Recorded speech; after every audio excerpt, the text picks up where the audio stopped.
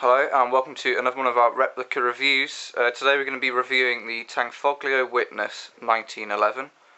This gun is distributed by Cybergun here in Europe.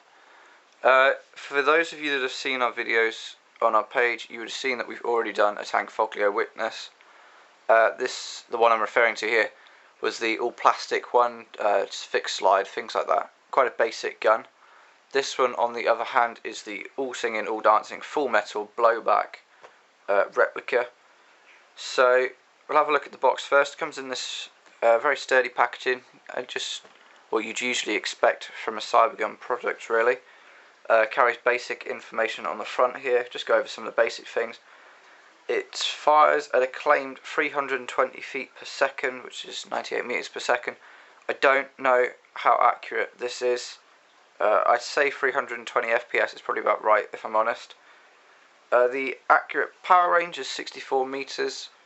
Again, this is a claimed distance. We haven't quite tested that yet. The magazine is a dropout magazine. We'll move on to that later on. But it's a full-size dropout magazine. Can hold 18 BBs if you're lucky. But we'll move on to that later on. And second to final thing that I'm going to mention is it weighs 1.98 pounds. This gun has got a lot of weight. It's definitely a substantial gun. And the last thing that I'm going to mention is, as the box says, this has spin up.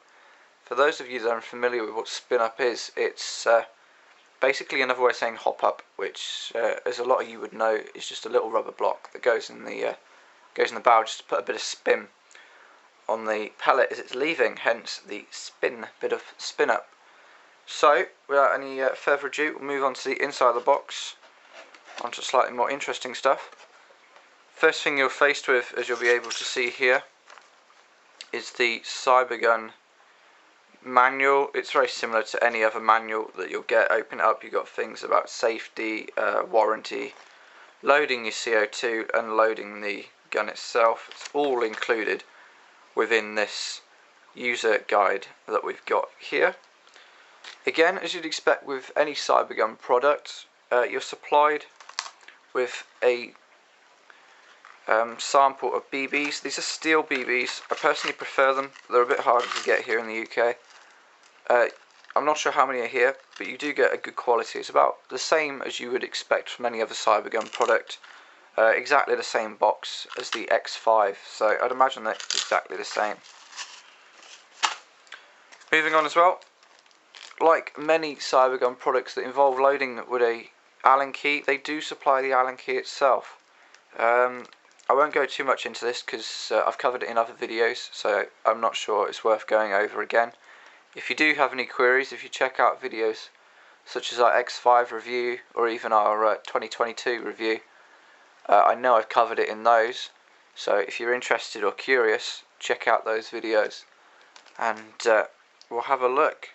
So let's move on to the gun itself. Okay, so the first thing you notice when we look at the gun is, unlike a lot of other Colt 1911 models, this one is aimed and designed, I feel, more to be like the original Colt 1911. There's no fancy accessory rails or new style triggers that I know a lot of the Umarex products use. This is as true to form as the original 1911 as I think you can get on the market at the moment. You'll notice, if I just raise this up just a tiny bit, trying to keep my hands out of the way for you, it's not your average black or nickel finish. This has almost got like a grey, browny type colour to it. I think this is a really, really nice feature as it kind of sets it aside from all the other products.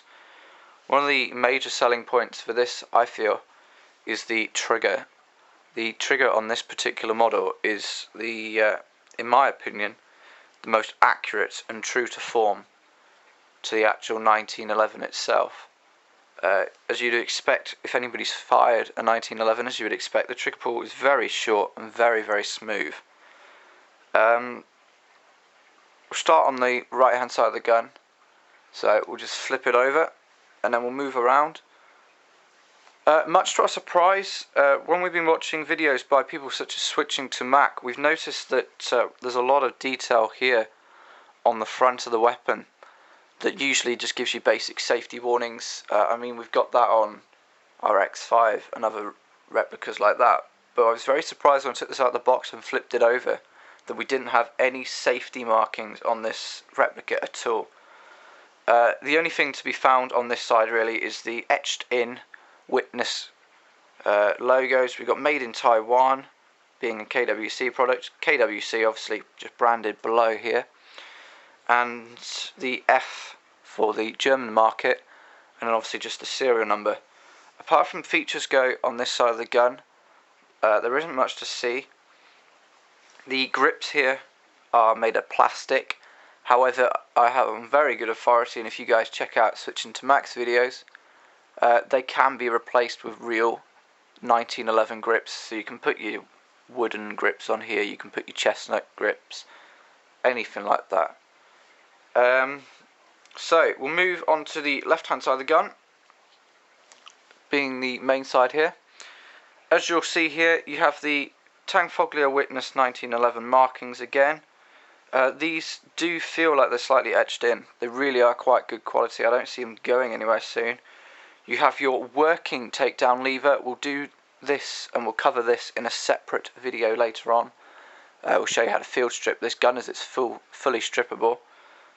But this does work. Got your magazine release here.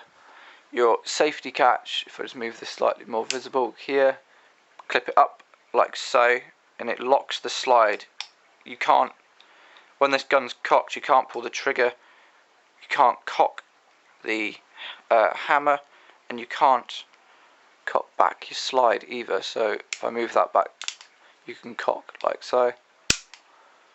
But for the moment, we'll leave it there, just where it is. One of the best features on this gun is, in my opinion anyway, is the fact that it has a working grip safety. This is prevalent on many models of the 1911, but usually none of them work at all. They're usually just moulded in, and for the select few that do move, they don't actually function. So if you check out our other 1911 video that we've got up, you'll notice that you can see a plastic version of it moulded in. But as I mentioned in the video, it has no function, but this actually works. If I was to cock the weapon back like so, go to pull the trigger, even with the safety in the fire position, you'll notice that the gun does not fire. However, if I put the grip safety in to simulate the fact that I'm holding it, and just pull the trigger, you'll notice that the hammer goes back to the striking side. So, just put this down, and I'll mention the magazine. The magazine in this weapon, as you'll see here, is a full-size dropout magazine. It's about the same width as a 45 auto, so the sides have got to be cut out to fit the CO2 capsule, because unfortunately they do stick out the side. As you can see, you can easily oil your washers. I'm not sure how well that's coming out, but you can easily oil the washers and the air seals in here without too much hassle. The CO2 capsule is tightened with this Allen key. You basically place it in, and then it pushes it up onto the piercing module. One of the only flaws that I could find with this magazine is I've mentioned this in a few of my other Cybergun videos. I think this is just a design fault that Cybergun haven't quite got round to sorting out yet. To load this gun really is a nightmare. The spring is so stiff, it's unbelievable. Again, I'll say this just like I said in any of my other reviews, this could just be my particular unit, or it could be a problem in general. But loading this gun really is quite difficult with the strength of this spring. The first time we tried loading it, it actually cut my thumb. Okay, that's the kind of strength we're talking about. And due to the fact that this is an all-metal magazine with all-metal parts, it basically just sliced my thumb, which I wasn't too appreciative about. As I mentioned earlier, the CO2 capsule actually protrudes out the side of the magazine. So if I just hold this up, hopefully this will come out. But you'll see when I place the magazine into the bottom of the receiver, you actually have these cutouts in the bottom of the grip. these cutouts are designed to let you put the CO2 capsule in without these cutouts. It doesn't actually fit the grip. So it's quite nice that they haven't made the grip wider and made it slightly less true to form. So I was quite happy with that. I think now we'll move on to have a look at the other features of this gun and see what else the Tanfoglio has got to offer. Okay, so let's move on to some of the other features of the Tanfoglio Witness. What I'm going to start with is starting with what we've just been doing. The back of the pistol here has got a really nice pistol lanyard loop. This is one of the better quality ones I've ever seen. I don't think, even if you put a lanyard on this, this is going to go anywhere. It's actually built into the back of the grip, the back of the butt plate here, so I'm quite impressed with that. As I mentioned, the grips here can be swapped for 1911 grips, if that's your preference. From watching videos from other channels and looking at pictures on various other websites, there's a little bit of work that needs to be done here just to house this little rod here, which functions part of the safety. So that's an option if you want to. I'm personally debating it because the grips that come with the Tanfoglio Witness are quite, I'm not sure spiky is the right word, but they are a little bit rough. After a full sort of session of shooting, you can feel where the grips have been. For some of you, that's probably a nice thing. Others, maybe not. I think it's just down to personal preference there. The sights on the Witness 1911 are essentially moulded in sights. They are non-adjustable. Unlike a lot of other guns as well, there are no markings on the front. There's no little white dot or anything like that, which I think is brilliant, because just like with a real 1911, that's perfectly true to form. This gun here, I should just mention, fires in single action only. If I was to go like this, say I've got my magazine, my CO2 in, and I fire the gun like so, it will not fire. It has to be cocked with the thumb and fired like so, or cocked with the slide and then fired like so. It has to be cocked one way or another. You only have to do this at the start of a magazine, really, as the blowback feature cocks the weapon every time for you after your first round. So we'll move around to the front of the gun here. As you'll see here, the barrel is recessed in, and there is I won't really call it a fake, but there is a simulated 45 barrel. It's got small sort of it's almost like replica rifling, which I think is quite a nice touch. And then, as you can see, you've got the brass barrel down the bottom there. One thing I will mention is I did say that we'd do a field stripping video on a separate note, but while we're here I might as well mention it. If you push this little button down the front, you can turn this little dial here 90 degrees and then it comes out like so. We'll put that in for the moment. This basically is part of the strip down process, so we'll explain that in a separate video in just a second. Apart from that, I'm not sure there is much more to mention with this gun. The only other thing that I think is worth mentioning for anybody that's interested is a lot of the Cybergun models, if you look at the GSG9 and the X5, feature an open chamber. So if I just cock back the weapon like so, we'll show you with the magazine in first, I think. Let's move it over. You can see completely inside the chamber, you can see all the working parts. So if I was to remove the magazine, hopefully you'll be able to see that go, and then just angle it back a little bit, you can look clean through the pistol housing. This is a great feature. If you ever get a blockage on this gun, we've only ever had one to date. We fired it a few times and we've only had one blockage, but you can easily tap the round out, carry out your drills, whatnot.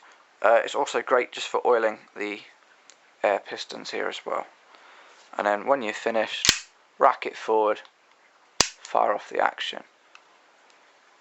So this is the end of the review, really. Just going to sum up with some pros and cons. The only downside, as I said, is the strength. We've just placed that there for anybody that's interested. The strength of the spring on the magazine. That is the only downside I can think of this gun. When it comes to shooting it, it's brilliant when you've got CO2 in it. But we've noticed as soon as the CO2 gets low, the shots become a lot more, what's the word, unpredictable, I think would be a polite way of putting it. We've had a lot of flying rounds that will strafe off to one side or veer off up in the air in particular. Another thing that we noticed is in its dying moments, i.e. when the CO2 is literally just about to stop, this gun actually went fully automatic on us and became essentially a runaway gun. We weren't expecting that. I'm not sure whether that was just a one-off special that the gun put on just to say hi, but well, hopefully that's not going to be an issue. Kick, as far as shooting it goes, is really good. It was a lot stronger than I thought it would be. It's a lot more realistic than I was expecting as well. I think that's all down to the finish, if I'm honest. Moving on to the pros, really, of this gun, the finish is outstanding. I've looked it over, I've stripped it down, I've, essentially looked at every single part of this gun that you can get to, and I'm yet to find a single imperfection. There's no scratching, there's no small dents, there's no slight pigmentation in the finish, there's nothing. You can't fault them at all. KWC and Cybergun have done a truly phenomenal job on this gun. Moving on to another strength that I feel is the fact that it is so realistic and true to form. You can't fault this gun in any way, shape or form. The trigger is exactly as you'd expect from a 1911. The body doesn't feature any tactical rails, which I know a lot of people like tactical rails because it makes it easy to put lasers and things like that. But occasionally it's just nice to buy one gun in your collection that doesn't have all these features and it's just, a true to form, like to like replica. I love the fact that the safety is really easy to use. You can operate it with your thumb without adjusting your hand grip at all. And it works, it's effective. I'm yet to have it fault on me or accidentally go off. The best feature in my opinion is the grip safety. I think although it's not huge, although it's not great to look at, and although it's not some kind of space age technology, it's one of those features I think a lot of companies overlook, and it's nice just every once in a while for a company to come along and put a nice feature such as the grip safety. It improves safety. It improves your gun handling skills as well. I mean, I'm now taking a lot more care into not just firing with one hand. For instance, because decocking this gun, you can't do it with just one hand thanks to the grip safety. The fact that it can be field stripped as well, I think is brilliant. The price as well. I'm not going to mention the price too much, as at the moment this gun is still being introduced to the country. But we've picked up one of the first ones that's been brought into the country, and we only paid £80 for this particular gun. Now, I know the shop in particular, I won't mention names, but the shop in particular that we bought it from has now got this gun marked up for around £100, if not just a bit more. So, I can't really comment on what the pricing is going to be just yet. I'm sure as the months go past, as years go by, you guys are going to be able to tell me what the prices are going to be looking at and how they've inflated, or I doubt they'll deflate, but in the off chance that they do, maybe it goes down. But at the moment, if you can pick one of these guns up from your local supplier, it's an absolute bargain. It is a must-have collector's piece. I mean, I'll be the first to admit that I'm not a 1911 fan, but this one in particular is superb.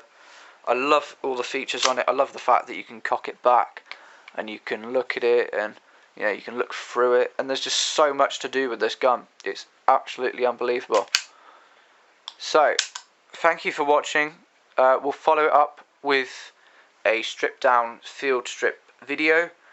Any comments are welcomed as always. For the latest updates and whatnot, we've had this on our Replica Reviews website. If you want a link for that, follow it from our YouTube page.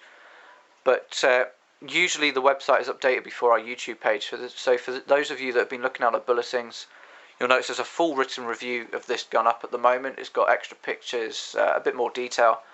and some various other different comments that I've made. So just like the end of any video really, if you've got any comments, any questions, any queries, feel free to post them on the comments box just below this video. Hopefully it's still there, hopefully YouTube haven't moved it. Feel free to check out our website as well. You can follow a link from our YouTube channel page. We've got loads of different things on there, a few other different reviews as well. That's where all our latest bulletins go. They usually pop up on there before they do on our YouTube page. So if you're interested in finding out more, please check out our website. Apart from that, thank you for watching this review, and this is the KWC/Cybergun Tanfoglio Witness 1911.